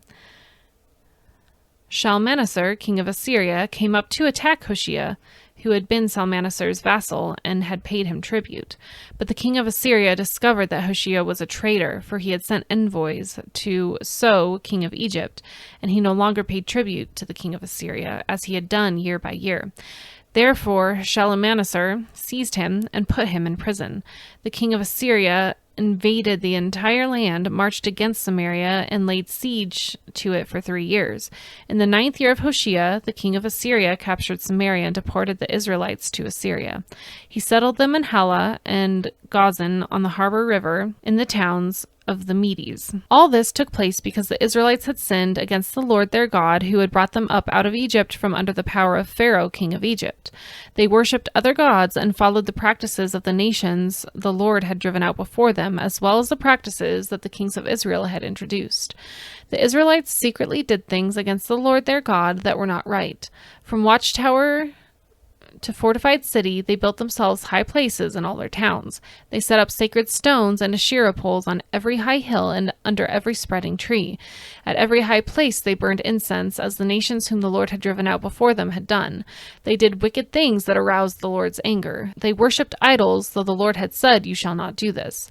The Lord warned Israel and Judah through all his prophets and seers, "Turn from your evil ways, observe my commands and decrees in accordance with the entire law that I command your ancestors to obey and that I delivered to you through my servants the prophets." But they would not listen and were as stiff-necked as their ancestors, who did not trust in the Lord their God. They rejected his decrees and the covenant he had made with their ancestors and the statutes he had warned them to keep. They followed the worthless idols and themselves became worthless. They imitated the nations around them, although the Lord had ordered them, "Do not do as they do." They forsook all the commands of the Lord their God and made for themselves 2 idols cast in the shape of calves and an Asherah pole. They bowed down to all the starry hosts, and they worshipped Baal. They sacrificed their sons and daughters in the fire. They practiced divination and sought omens and sold themselves to do evil in the eyes of the Lord, arousing his anger. So the Lord was very angry with Israel and removed them from his presence. Only the tribe of Judah was left, and even Judah did not keep the commands of the Lord their God. They followed the practices Israel had introduced. Therefore the Lord rejected all the people of Israel. He afflicted them and gave them into the hands of plunderers until he thrust them from his presence. When he tore Israel away from the house of David, they made Jeroboam son of Nebat their king. Jeroboam enticed Israel away from following the Lord and caused them to commit a great sin. The Israelites persisted in all the sins of Jeroboam and did not turn away from them until the Lord removed them from his presence, as he had warned through all his servants, the prophets. So the people of Israel were taken from their homeland into exile in Assyria, and they are still there. The king of Assyria brought people from Babylon, Cutha, Ava, Hamath, and Sepharvaim, and settled them in the towns of Samaria to replace the Israelites. They took over Samaria and lived in its towns. When they first lived there, they did not worship the Lord, so he sent lions among them, and they killed some of the people. It was reported to the king of Assyria, "The people you deported and resettled in the towns of Samaria did not know what the God of that country requires. He has sent lions among them, which are killing them off, because the people do not know what he requires." Then the king of Assyria gave this order: "Have one of the priests you took captive from Samaria go back to live there and teach the people what the God of the land requires." So one of the priests who had been exiled from Samaria came to live in Bethel and taught them how to worship the Lord. Nevertheless, each national group made its own gods in the several towns where they settled and set them up in the shrines the people of Samaria had made at the high places. The people from Babylon made Succoth-Benoth. Those from Cutha made Nergal, and those from Hamath made Ashima. The Avites made Nibhaz and Tartak, and the Sepharvites burned their children in the fire as sacrifices to Adremelech and Anamelech, the gods of Sepharvaim. They worshipped the Lord, but they also appointed all sorts of their own people to officiate for them as priests in the shrines at the high places. They worshipped the Lord, but they also served their own gods in accordance with the customs of the nations from which they had been brought. To this day, they persist in their former practices. They neither worship the Lord nor adhere to the decrees and regulations, the laws and commands that the Lord gave the descendants of Jacob, whom he named Israel. When the Lord made a covenant with the Israelites, he commanded them, "Do not worship any other gods or bow down to them, serve them or sacrifice to them. But the Lord, who brought you up out of Egypt with mighty power and outstretched arm, is the one you must worship. To him you shall bow down, and to him offer sacrifices. You must always be careful to keep the decrees and regulations, the laws and commands he wrote for you. Do not worship other gods. Do not forget the covenant I have made with you, and do not worship other gods. Rather, worship the Lord your God. It is he who will deliver you from the hand of all your enemies." They would not listen, however, but persisted in their former practices. Even while these people were worshiping the Lord, they were serving their idols. To this day, their children and grandchildren continue to do as their ancestors did. 2 Kings 18. In the 3rd year of Hoshea, son of Elah, king of Israel, Hezekiah, son of Ahaz, king of Judah, began to reign. He was 25 years old when he became king, and he reigned in Jerusalem 29 years. His mother's name was Abijah, daughter of Zechariah. He did what was right in the eyes of the Lord, just as his father David had done. He removed the high places, smashed the sacred stones, and cut down the Asherah poles. He broke into pieces the bronze snakes Moses had made, for up to that time the Israelites had been burning incense to it. It was called Nehushtan. Hezekiah trusted in the Lord, the God of Israel. There was no one like him among all the kings of Judah, either before him or after him. He held fast to the Lord and did not stop following him. He kept the commands the Lord had given Moses, and the Lord was with him. He was successful in what he undertook. He rebelled against the king of Assyria and did not serve him. From watchtower to fortified city, he defeated the Philistines as far as Gaza in its territory. In King Hezekiah's 4th year, which was the 7th year of Hoshea, son of Elah, king of Israel, Shalmaneser, king of Assyria, marched against Samaria and laid siege to it. At the end of 3 years, the Assyrians took it. So Samaria was captured in Hezekiah's 6th year, which was the 9th year of Hoshea, king of Israel. The king of Assyria deported Israel to Assyria and settled them in Hala, in Gozan, on the harbor river, and in towns of the Medes. This happened because they had not obeyed the Lord their God, but had violated his covenant, all that Moses, the servant of the Lord, commanded. They neither listened to the commands nor carried them out. In the 14th year of King Hezekiah's reign, Sennacherib, king of Assyria, attacked all the fortified cities of Judah and captured them. So Hezekiah, king of Judah, sent this message to the king of Assyria at Lachish: "I have done wrong. Withdraw from me, and I will pay whatever you demand of me." The king of Assyria exacted from Hezekiah, king of Judah, 300 talents of silver and 30 talents of gold. So Hezekiah gave him all the silver that was found in the temple of the Lord and in the treasuries of the royal palace. At this time, Hezekiah, king of Judah, stripped off the gold with which he had covered the doors and doorposts of the temple of the Lord and gave it to the king of Assyria. The king of Assyria sent his supreme commander, his chief officer, and his field commander with a large army from Lachish to King Hezekiah at Jerusalem. They came up to Jerusalem and stopped at the aqueduct of the upper pool on the road to the washerman's field. They called for the king, and Eliakim, son of Hilkiah, the palace administrator, Shebna, the secretary, and Joah, son of Asaph, the recorder, went out to them. The field commander said to them, "Tell Hezekiah, this is what the great king, the king of Assyria, says.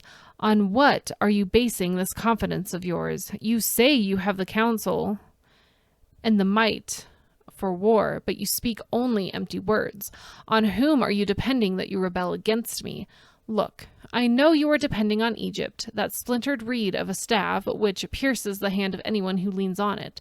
Such is Pharaoh, king of Egypt, to all who depend on him. But if you say to me, we are depending on the Lord our God, isn't he the one whose high places and altars Hezekiah removed, saying to Judah and Jerusalem, you must worship before the altars in Jerusalem? Come now, make a bargain with my master, the king of Assyria. I will give you 2,000 horses if you can put riders on them. How can you repulse one officer of the least of my master's officials, even though you are depending on Egypt for chariots and horsemen? Furthermore, have I come to attack and destroy this place without word from the Lord? The Lord himself told me to march against this country and destroy it." Then Eliakim, son of Hilkiah, and Shebna and Joah said to the field commander, Please speak to your servants in Aramaic, since we understand it. Don't speak to us in Hebrew in the hearing of the people on the wall." But the commander replied, "Was it only to your master and you that my master sent me to say these things, and not to the people sitting on the wall, who, like you, will have to eat their own excrement and drink their own urine?" Then the commander stood and called out in Hebrew, "Hear the word of the great king, the king of Assyria. This is what the king says. Do not let Hezekiah deceive you. He cannot deliver you from my hand. Do not let Hezekiah persuade you to trust in the Lord when he says, 'The Lord will surely deliver us. The city will not be given into the hands of the king of Assyria.' Do not listen to Hezekiah. This is what the king of Assyria says. 'Make peace with me and come out to me. Then each of you will eat fruit from your own vine and fig tree and drink water from your own cistern, until I come to take you to a land like your own, a land of grain and new wine, a land of bread and vineyards, a land of olive trees and honey. Choose life and not death.' Do not listen to Hezekiah, for he is misleading you when he says, 'The Lord will deliver us.' Has the God of any nation ever delivered his land from the hand of the king of Assyria? Where are the gods of Hamath and Arpad? Where are the gods of Sepharvaim, Hena, and Ivah? Have they rescued Samaria from my hand? Who of all the gods of these countries has been able to save his land from me? How then can the Lord deliver Jerusalem from my hand?" But the people remained silent and said nothing in reply, because the king had commanded, "Do not answer him."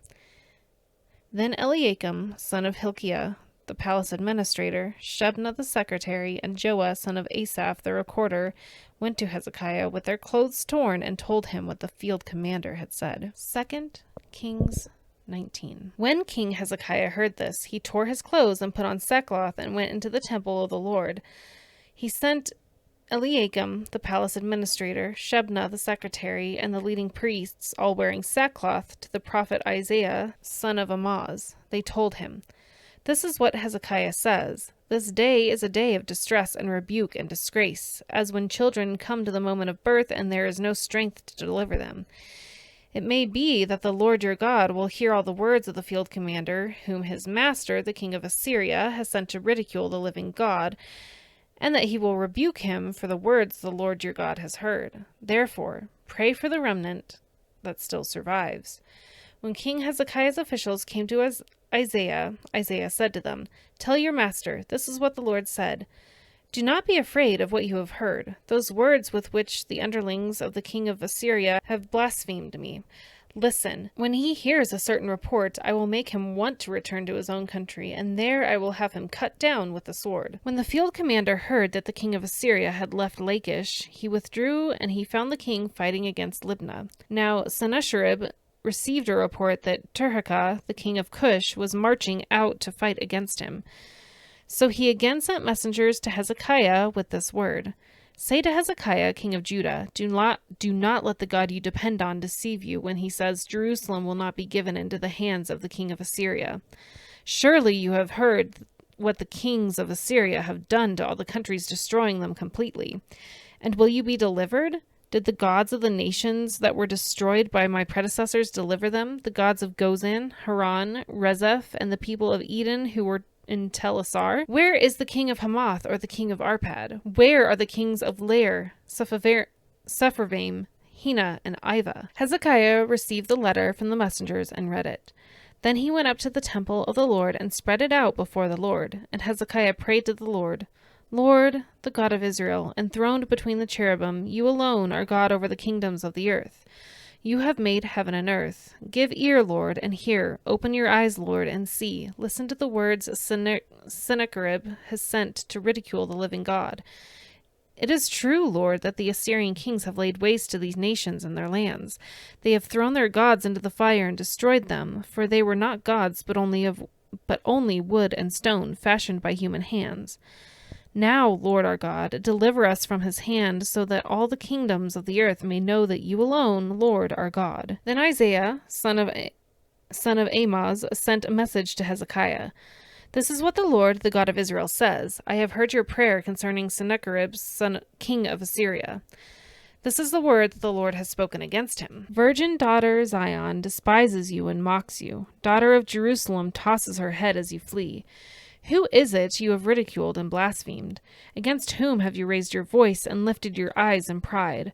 Against the Holy One of Israel. By your messengers you have ridiculed the Lord, and you have said, with my many chariots I have ascended the heights of the mountains, the utmost height of Lebanon. I have cut down its tallest cedars, the choicest of junipers. I have reached its remotest parts, the finest of its forests. I have dug wells in foreign lands and drunk the water there. With the soles of my feet I have dried up the streams of Egypt. Have you not heard? Long ago I ordained it. In days of old I planned it, and now I have brought it to pass, that you have turned fortified cities into piles of stone. Their people, drained of power, are dismayed and put to shame. They are like plants in the field, like tender green shoots, like grass sprouting on the roof, scorched before it grows up. But I know where you are, and when you come and go, and how you rage against me. Because your rage against me, and because your insolence has reached my ears, I will put my hook in your nose, and my bit in your mouth, and I will make you return by the way you came. This will be the sign for you, Hezekiah. This year you will eat what grows by itself, in the second year what springs from that. But in the third year, sow and reap, plant vineyards and eat their fruit. Once more, a remnant of the kingdom of Judah will take root below and bear fruit above. For out of Jerusalem will come a remnant, out of Mount Zion a band of survivors. The zeal of the Lord Almighty will accomplish this. Therefore, this is what the Lord says concerning the king of Assyria. He will not enter the city or shoot an arrow here. He will not come before it with shield or build a siege ramp against it. But the way that he came, he will return. He will not enter the city, declares the Lord. I will defend the city and save it, for my sake and for the sake of David my servant. That night the angel of the Lord went out and put to death 185,000 in the Assyrian camp. When the people got up the next morning, there were all the dead bodies. So Sennacherib, king of Assyria, broke camp and withdrew. He returned to Nineveh and stayed there. One day, while he was worshipping in the temple of his god Nisroch, his sons Adrammelech and Sharezer killed him with the sword, and they escaped to the land of Ararat. And Esarhaddon, his son, succeeded him as king. 2 Kings 20. In those days Hezekiah became ill and was at the point of death. The prophet Isaiah, son of Amoz, went to him and said, "This is what the Lord says, put your house in order, because you are going to die. You will not recover." Hezekiah turned his face to the wall and prayed to the Lord, "Remember, Lord, how I have walked before you faithfully, and with wholehearted devotion have done what is good in your eyes." And Hezekiah wept bitterly. Before Isaiah had left the middle court, the word of the Lord came to him. "Go back and tell Hezekiah, the ruler of my people, this is what the Lord, the God of your father David, says. I have heard your prayer and seen your tears. I will heal you. On the third day from now you will go up to the temple of the Lord. I will add 15 years to your life, and I will deliver you and this city from the hand of the king of Assyria. I will defend this city for my sake and for the sake of my servant David." Then Isaiah said, "Prepare a poultice of figs." They did so and applied it to the boil, and he recovered. Hezekiah had asked Isaiah, "What will be the sign that the Lord will heal me and that I will go up to the temple of the Lord on the third day from now?" Isaiah answered, "This is the Lord's sign to you, that the Lord will do what he has promised. Shall the shadow go forward 10 steps, or shall it go back 10 steps? "It is a simple matter for the shadow to go forward 10 steps, said Hezekiah. "Rather have it go back 10 steps. Then the prophet Isaiah called on the Lord, and the Lord made the shadow go back 10 steps. It had gone down to the stairway of Ahaz. At that time, Marduk-Baladan, son of Baladan, king of Babylon, sent Hezekiah letters and a gift because he had heard of Hezekiah's illness. Hezekiah received the envoys and showed them all that was in the storehouses, the silver, the gold, the spices, and the finest olive oil, his armory, and everything found among his treasures. There was nothing in his palace or in all his kingdom that Hezekiah did not show them. Then Isaiah the prophet went to King Hezekiah and asked, "What did those men say, and where did they come from?" "From a distant land," Hezekiah replied. "They came from Babylon." The prophet asked, "What did they see in your palace?" "They saw everything in my palace," Hezekiah said. "There is nothing among my treasures I did not show them." Then Isaiah said to Hezekiah, "Hear the word of the Lord. The time will surely come when everything in your palace and all that your predecessors have stored up until this day will be carried off to Babylon. Nothing will be left, says the Lord, and some of your descendants, your own flesh and blood, who will be born to you, will be taken away, and they will become eunuchs in the palace of the king of Babylon. The word of the Lord you have spoken is good, Hezekiah replied, for he thought, will there not be peace and security in my lifetime? As for the other events of Hezekiah's reign, all his achievements and how he made the pool and the tunnel by which he brought the water into the city, are they not written in the book of the annals of the kings of Judah? Hezekiah rested with his ancestors, and Manasseh his son succeeded him as king. 2 Kings 21. Manasseh was 12 years old when he became king, and he reigned in Jerusalem 55 years. His mother's name was Hephzibah. He did evil in the eyes of the Lord, following the detestable practices of the nations the Lord had driven out before the Israelites. He rebuilt the high places his father Hezekiah had destroyed. He also erected altars to Baal and made an Asherah pole, as Ahab king of Israel had done. He bowed down to all the starry hosts and worshipped them. He built altars in the temple of the Lord, of which the Lord had said, in Jerusalem I will put my name. In the 2 courts of the temple of the Lord he built altars to all the starry hosts. He sacrificed his own son in the fire, practiced divination, sought omens, and consulted mediums and spiritists. He did much evil in the eyes of the Lord, arousing his anger.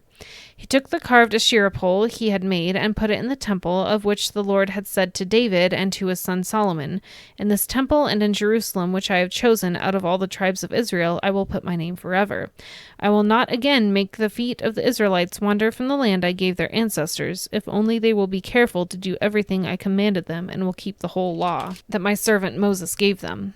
But the people did not listen. Manasseh led them astray, so that they did more evil than the nations the Lord had destroyed before the Israelites. The Lord said through his servants, the prophets, Manasseh king of Judah has committed these detestable sins. He has done more evil than the Amorites who preceded him, and has led Judah into sin with his idols. Therefore, this is what the Lord, the God of Israel, says. I am going to bring such disaster on Jerusalem and Judah that the ears of everyone who hears of it will tingle. I will stretch out over Jerusalem the measuring line used against Samaria and the plumb line used against the house of Ahab. I will wipe out Jerusalem as one wipes a dish, wiping it and turning it upside down. I will forsake the remnant of my inheritance and give them into the hands of the enemies. They will be looted and plundered by all their enemies. They have done evil in my eyes and have aroused my anger from the day their ancestors came up out of Egypt until this day. Moreover, Manasseh also shed so much innocent blood that he filled Jerusalem from end to end, besides the sin that he had called Judah to commit, so that they did evil in the eyes of the Lord. As for the other events of Manasseh's reign and all he did, including the sin he committed, are they not written in the book of the annals of the king of Judah? Manasseh rested with his ancestors and was buried in his palace garden, the garden of Uzzah. And Amon his son succeeded him as king. Amon was 22 years old when he became king, and he reigned in Jerusalem 2 years. His mother's name was Meshullemeth, daughter of Harez, Jotbah.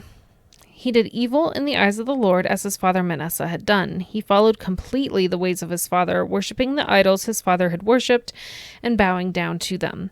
He forsook the Lord, the God of his ancestors, and did not walk in obedience to him. Amon's officials conspired against him and assassinated the king in his palace. Then the people of the land killed all who had plotted against King Amon, and they made Josiah his son king in his palace. As for the other events of Amon's reign and what he did, are they not written in the book of the annals of the kings of Judah? He was buried in his tomb in the garden of Uzzah, and Josiah, his son, succeeded him as king. 2 Kings 22. Josiah was 8 years old when he became king, and he reigned in Jerusalem 31 years. His mother's name was Jedidah, daughter of Adiah. She was from Bozkath. He did what was right in the eyes of the Lord and followed completely the ways of his father David, not turning aside to the right or to the left. In the 18th year of his reign, King Josiah sent out the secretary, Shaphan, son of Azaliah, the son of Meshullam, to the temple of the Lord. He said, "Go up to Hilkiah, the high priest, and have him get ready the money that has been brought into the temple of the Lord, which the doorkeepers have collected from the people. Have them entrust it to the men appointed to supervise the work on the temple. and have these men pay the workers who repair the temple of the Lord, the carpenters, the builders, and the masons. Also have them purchase the timber and dressed stone to repair the temple. But they need not account for the money entrusted to them, because they are honest in their dealings. Hilkiah the high priest said to Shaphan the secretary, I have found the book of the law in the temple of the Lord. He gave it to Shaphan, who read it. Then Shaphan the secretary went to the king and reported to him, Your officials have paid out the money that was in the temple of the Lord, and have entrusted it to the workers and supervisors at the temple. Then Shaphan the secretary informed the king, Hilkiah the priest has given me a book, and Shaphan read from it in the presence of the king. When the king heard the words of the book of law, he tore his robes. He gave these orders to Hilkiah the priest, Ahikam, son of Shaphan, Akbor, son of Micaiah, Shaphan the secretary, and Asaiah, the king's attendant. Go and inquire of the Lord for me and for the people and for all Judah about what is written in this book that has been found. Great is the Lord's anger that burns against us, because those who have gone before us have not obeyed the words of this book. They have not acted in accordance with all that is written there concerning us. Hilkiah the priest, Ahikam, Akbor, Shaphan, and Asaiah went to speak to the prophet Huldah, who was the wife of Shallum, son of Tikvah, the son of Harhas, keeper of the wardrobe. She lived in Jerusalem in the new quarter. She said to them, This is what the Lord, the God of Israel, says. Tell the man who sent you to me, This is what the Lord says. I am going to bring disaster on this place and its people, according to everything written in the book the king of Judah has read. Because they have forsaken me and burned incense to other gods and aroused my anger by all the idols their hands have made, my anger will burn against this place and will not be quenched. Tell the king of Judah, who sent you to inquire of the Lord, This is what the Lord, the God of Israel, says concerning the words you heard. Because your heart was responsive, and you humbled yourself before the Lord when you heard what I have spoken against this place and its people, that they would become a curse and be laid waste, and because you tore your robes and wept in my presence, I also have heard you, declares the Lord. Therefore, I will gather you to your ancestors, and you will be buried in peace. Your eyes will not see all the disaster I'm going to bring on this place. So they took her answer back to the king. 2 Kings 23. Then the king called together all the elders of Judah and Jerusalem. He went up to the temple of the Lord with the people of Judah, the inhabitants of Jerusalem, the priests and the prophets, all the people from the least to the greatest. He read in their hearing all the words of the book of the covenant, which had been found in the temple of the Lord. The king stood by the pillar and renewed the covenant in the presence of the Lord, to follow the Lord and keep his commands, statutes, and decrees with all his heart and all his soul, thus confirming the words of the covenant written in this book. Then all the people pledged themselves to the covenant. The king ordered Hilkiah the high priest, the priests next in rank, and the doorkeepers to remove from the temple of the Lord all the articles made for Baal and Asherah and all the starry hosts. He burned them outside Jerusalem in the fields of the Kidron Valley and took the ashes to Bethel. He did away with the idolatrous priests appointed by the kings of Judah to burn incense on the high places of the towns of Judah and on those around Jerusalem, those who burned incense to Baal, to the sun and moon, to the constellations, and to all the starry hosts. He took the Asherah pole from the temple of the Lord to the Kidron Valley outside Jerusalem and burned it there. He ground it to powder and scattered the dust over the graves of the common people. He also tore down the quarters of the male shrine prostitutes that were in the temple of the Lord, the quarters where women did weaving for Asherah. Josiah brought all the priests from the towns of Judah and desecrated the high places from Geba to Beersheba, where the priests had burned incense. He broke down the gateway at the entrance of the gate of Joshua, the city governor, which was on the left of the city gate. Although the priests of the high places did not serve at the altar of the Lord in Jerusalem, they ate unleavened bread with their fellow priests. He desecrated Topheth, which was in the valley of Ben Hinnom, so no one could use it to sacrifice their son or daughter in the fire to Molech. He removed from the entrance to the temple of the Lord the horses that the kings of Judah had dedicated to the sun. They were in the court near the room of an official named Nathan Melech. Josiah then burned the chariots dedicated to the sun. He pulled down the altars the kings of Judah had erected on the roof of the of the upper room of Ahaz, and the altars Manasseh had built in the 2 courts of the temple of the Lord. He removed them from there, smashed them to pieces, and threw the rubble into the Kidron Valley.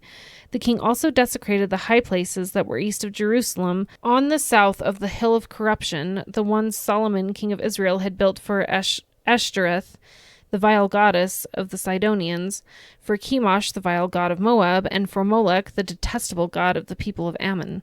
Josiah smashed the sacred stones and cut down the Asherah poles and covered the sites with human bones. Even the altar at Bethel, the high place made by Jeroboam, son of Nebat, who had caused Israel to sin, even that altar and the high place he demolished. He burned the high place in the ground and ground it to powder, and burned the Asherah pole also. Then Josiah looked around, and when he saw the tombs that were there on the hillside, he had the bones removed from them and burned on the altar to defile it, in accordance with the word of the Lord proclaimed by the man of God who foretold these things. The king asked, "What is that tombstone I see?" The people of the city said, "It marks the tomb of the man of God who came from Judah and pronounced against the altar of Bethel the very things you have done to it." "Leave it alone," he said. "Don't let anyone disturb his bones." So they spared his bones and those of the prophet who had come from Samaria. Just as he had done at Bethel, Josiah removed all the shrines at the high places that the kings of Israel had built in the towns of Samaria, and that had aroused the Lord's anger. Josiah slaughtered all the priests of those high places on the altars and burned human bones on them. Then he went back to Jerusalem. The king gave the order to all the people, "Celebrate the Passover to the Lord your God, as it is written in the book of the covenant." Neither in the days of the judges who led Israel, nor in the days of the kings of Israel and the kings of Judah, had any such Passover been observed. But in the 18th year of the king of Josiah, this Passover was celebrated to the Lord in Jerusalem. Furthermore, Josiah got rid of the mediums and spiritists, the household gods, the idols, and all the other detestable things seen in Judah and Jerusalem. This he did to fulfill the requirements of the law written in the book that Hilkiah the priest had discovered in the temple of the Lord. Nor before nor after Josiah was there a king like him who turned to the Lord as he did, with all his heart and with all his soul, with all his strength, in accordance with all the law of Moses. Nevertheless, the Lord did not turn away from the heat of his fierce anger, which burned against Judah because of all that Manasseh had done to arouse his anger. So the Lord said, "I will remove Judah also from my presence, as I removed Israel, and I will reject Jerusalem, the city I chose, and this temple, about which I said my name shall be there." As for the other events of Josiah's reign and all he did, are they not written in the book of the annals of the kings of Judah? While Josiah was king, Pharaoh Necho, king of Egypt, went up to the Euphrates River to help the king of Assyria. King Josiah marched out to meet him in battle, but Necho faced him and killed him at Megiddo. Josiah's servants brought his body in a chariot from Megiddo to Jerusalem and buried him in his own tomb. And the people of the land took Jehoahaz, son of Josiah, and anointed him and made him king in place of his father. Jehoahaz was 23 years old when he became king, and he reigned in Jerusalem 3 months. His mother's name was Hamutal, daughter of Jeremiah. She was from Libnah. He did evil in the eyes of the Lord, just as his predecessors had done. Pharaoh Necho put him in chains at Riblah in the land of Hamath, so that he might not reign in Jerusalem, as he imposed on Judah a levy of 100 talents of silver and a talent of gold. Pharaoh Necho made Eliakim, son of Josiah, king in place of his father Josiah, and changed Eliakim's name to Jehoiakim. But he took Jehoahaz and carried him off to Egypt, and there he died. Jehoiakim paid Pharaoh Necho the silver and gold he demanded. In order to do so, he taxed the land and exacted the silver and gold from the people of the land according to their assessments. Jehoiakim was 25 years old when he became king, and he reigned in Jerusalem 11 years. His mother's name was Zebedah, daughter of Pedaiah. She was from Rumah. And he did evil in the eyes of the Lord, just as his predecessors had done. 2 Kings 24. During Jehoiakim's reign, Nebuchadnezzar, king of Babylon, invaded the land, and Jehoiakim became his vassal for 3 years. But then he turned against Nebuchadnezzar and rebelled. The Lord sent Babylonian Aramean, Moabite, and Ammonite raiders against him to destroy Judah in accordance with the word of the Lord proclaimed by his servants, the prophets. Surely these things happened to Judah according to the Lord's command in order to remove them from his presence, because of the sins of Manasseh and all he had done, including the shedding of innocent blood. For he had filled Jerusalem with innocent blood, and the Lord was not willing to forgive. As for the other events of Jehoiakim's reign and all he did, are they not written in the book of the annals of the king of Judah? Jehoiakim rested with his ancestors, and Jehoiachin, his son, succeeded him as king. The king of Egypt did not march out from his own country again, because the king of Babylon had taken all his territory from the Wadi of Egypt to the Euphrates River. Jehoiachin was 18 years old when he became king, and he reigned in Jerusalem 3 months. His mother's name was Nehushta, daughter of Elnathan. She was from Jerusalem. He did evil in the eyes of the Lord, just as his father had done. At that time, the officers of Nebuchadnezzar, king of Babylon, advanced on Jerusalem and laid siege to it, and Nebuchadnezzar himself came up to the city while his officers were besieging it. Jehoiachin, king of Judah, his mother, his attendants, his nobles, and his officials all surrendered to him.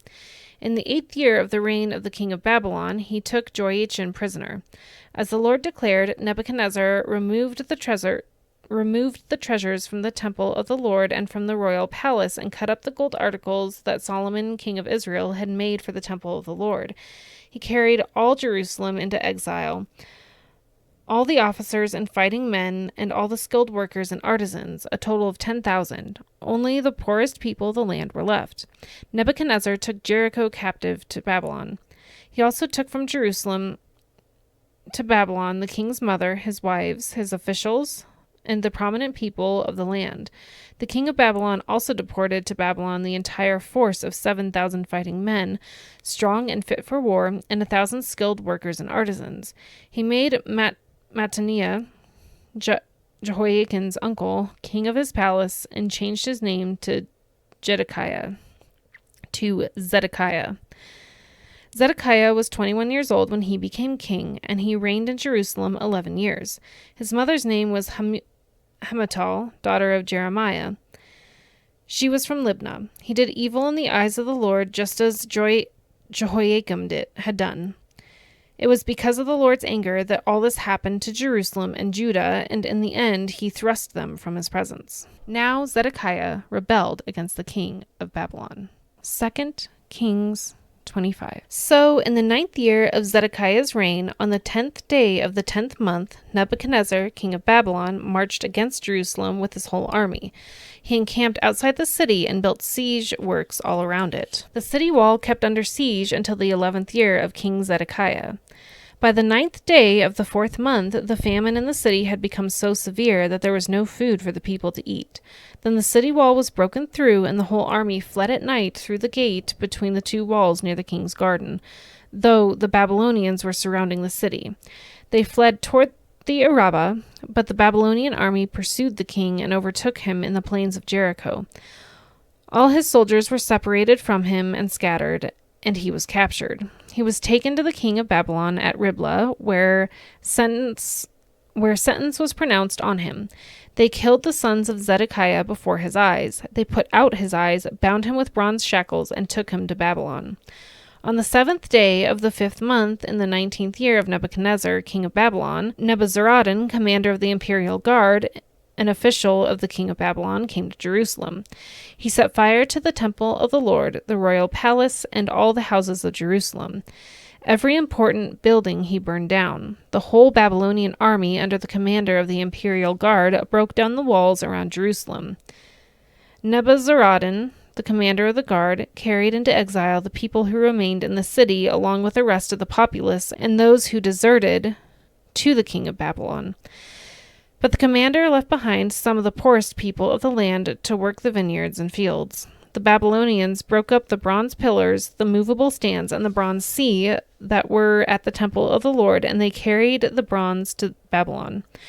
They also took away the pots, shovels, wick trimmers, dishes, and all the bronze articles used in the temple of service. The commander of the imperial guard took away the censers and sprinkling bowls, all that were made of pure gold or silver. The bronze from the 2 pillars of the sea and the movable stands which Solomon had made for the temple of the Lord was more than could be weighed. Each pillar was 18 cubits high. The bronze capital on top of one pillar was 3 cubits high and was decorated with a network and pomegranates of bronze all around. The other pillar with its network was similar. The command of the guard took as prisoners Seraiah, the chief priest, Zephaniah, the priest next in rank, and the three doorkeepers. Of those still in the city, he took the officer in charge of the fighting men and the 5 royal advisors. He also took the secretary, who was chief officer in charge of conscripting the people of the land, and 60 of the conscripts who were found in the city. Nebuzaradan, the commander, took them all and brought them to the king of Babylon at Riblah. There at Riblah, in the land of Hamath, the king had them executed. So Judah went into captivity away from her land. Nebuchadnezzar, king of Babylon, appointed Gedaliah, son of Ahikam, the son of Shaphan, to be over the people he had left behind in Judah. When all the army officers and their men heard that the king of Babylon had appointed Gedaliah as governor, they came to Gedaliah at Mizpah. Ishmael, son of Nethaniah, Johanan, son of Kareah, Seraiah, son of Tehumeth, the Netophathite, Jazaniah, the son of the Mechathite, and their men. Gedaliah took an oath to reassure them and their men. Do not be afraid of the Babylonian officials, he said. Settle down in the land and serve the king of Babylon, and it will go well with you.